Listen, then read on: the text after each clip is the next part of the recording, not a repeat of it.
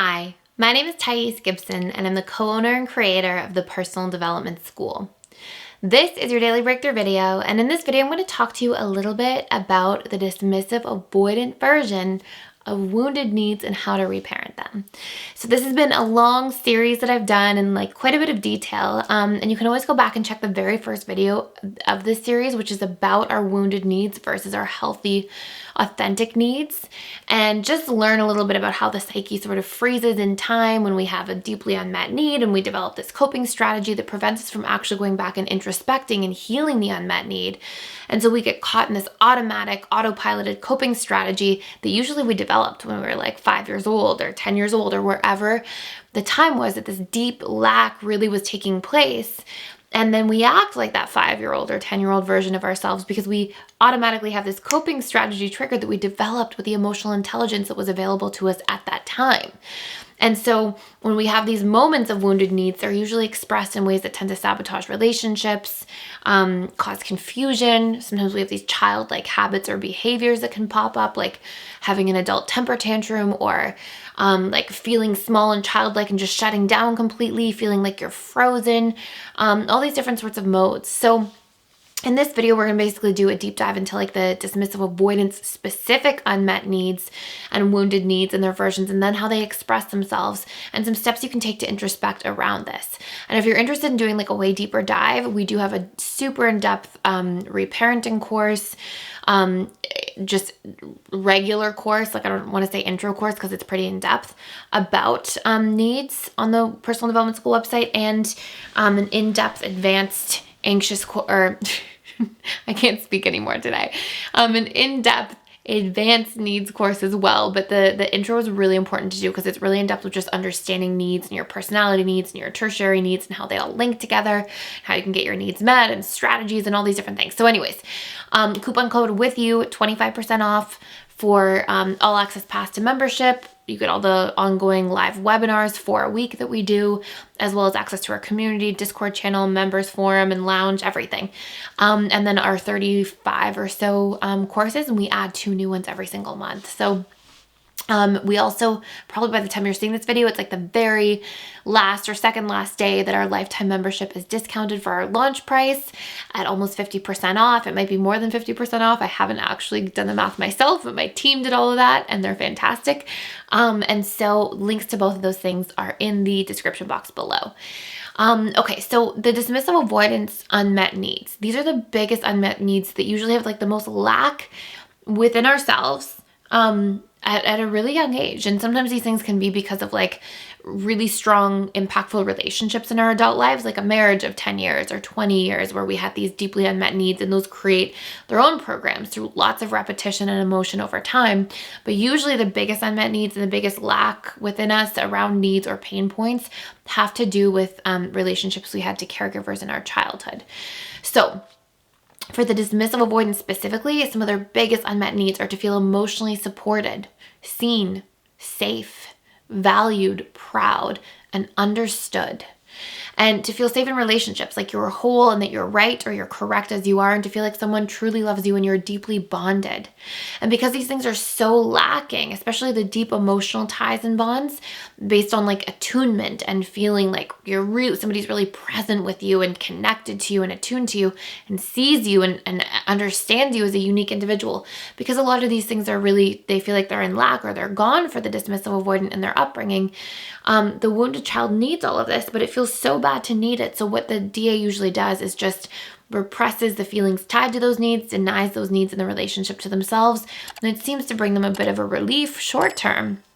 But long term, basically what they do is they take the emotional neglect that was bestowed upon them, of course, not for any like mean reason or premeditated reason, but just usually because maybe their parents were emotionally neglected in and of themselves, and that was passed down, or there was stuff going on, it can be a whole bunch of different things. But they take that emotional neglect and bestow it, or sort of put it into the relationship with themselves. And so then what will happen is when these things are taking place outside of them, it will cause them to go into the ways of getting their needs met that they did in childhood, which was usually to reject or deny that they ever had these needs to begin with. And this acts as a major barrier in their close relationships. It's like connecting with somebody through all these walls, because if I deny my needs to myself, then I don't get those needs met from you. I'm not open about them. I'm not sharing from that space. And then there feels like there's a disconnect in the relationships between myself, if I were that person, for example, and somebody else.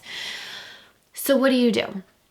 Well, one of the first things you want to start by reparenting is like, what is the opposite of emotional neglect? What is the opposite of feeling super supported, super seen, deeply bonded, valued? Somebody like somebody's proud of you, that you're right, you're amazing as you are, and that you're understood.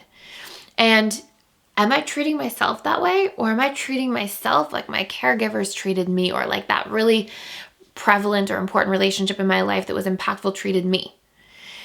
And do I want to continue that? And what does it cost me? And it's really important to take inventory of that, because one of the biggest things for the DA is that they usually don't want to change because it feels safer and just easier to deny that I have those needs at all. And until you really evaluate the cost and realize the impact of the denial of those needs in the first place, there's usually very minimal motivation for change, because it feels like that's you've built your whole personality around, denying these things and trying to be hyper independent and keep space and keep yourself safe. And so why would you want to go against yourself? But we want to really truly look, and it's super important to do. And then you can ask yourself, what are these things communicating about deeply unmet needs? Let's look at like your relationships in general, okay? What are these things communicating about deeply unmet needs that I still have in the relationship to myself? Because if they were alive in the relationship to myself, they wouldn't be so painful if somebody didn't meet them outside of me, or I wouldn't be in such a state of denial that I need those things from other people, when in fact, at the end of the day, you absolutely do. And we're deeply wired for attachment. So we really truly are. And we're wired for authenticity and independence as well. But even though these are somewhat seemingly opposing things, they are absolutely not mutually exclusive. So we need both equally, even though they have their differences between them. And that's a really important thing for a DA to recognize. And then you can ask yourself, like, what do I desire from other people in relationships? And how can I give these things deeply to myself? But really, truly, how can I make myself feel emotionally supported? How can I get back in touch with my own feelings? How can I recognize what my needs are? How can I start recognizing that I have needs from others and start expressing and allowing myself to feel safe enough to receive these things from others?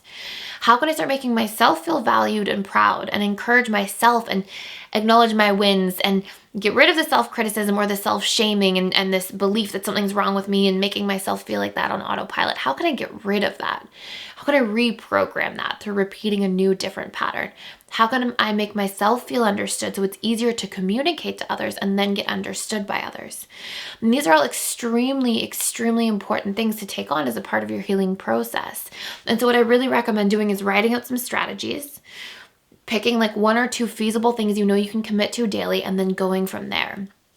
And in a couple of days, I'll release a video about how to get back in touch with your feelings at a high level. It'll sort of be like a bit of a guided process that you can listen to whenever you're trying to get back in touch with your feelings, some steps. We have a whole bunch of info about this in the school, in the Dismissive Avoidant Reprogramming course, in the post-traumatic growth course, in the reprogramming trust course. Like, we have a whole bunch of guided processes to get you in touch with your body and your somatic experience and feelings, and to help you program those things and make them safe again in the relationship to yourself first, so that you can then make them safe in the ways that you relate to others. So lots of stuff in there, lots of resources. Let me know if you want to see anything specific on this channel as well.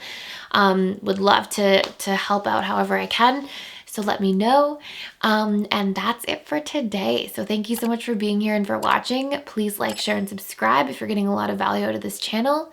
And I will see you in the next video.